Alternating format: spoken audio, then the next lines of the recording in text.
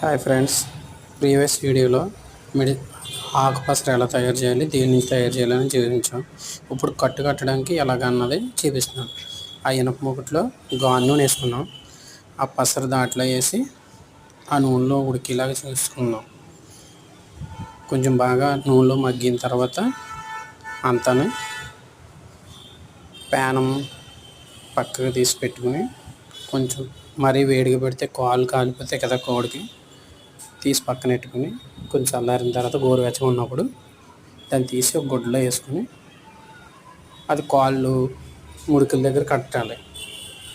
కడితే ఆ నూనె ఎఫెక్ట్ అండ్ కసింద మొక్క రసం ఎఫెక్ట్ వల్ల కాలు నరాలు చచ్చిపడి కొంచెం లెగిస్తుంది, బాగా వర్కింగ్ చేస్తుందని ఒక నమ్మకంతో చేశాను.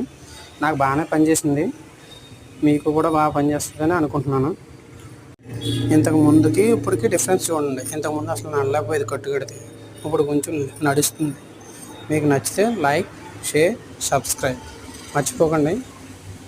ఇంకా వీడియోస్ పెడతాను, దాని ఎక్సర్సైజ్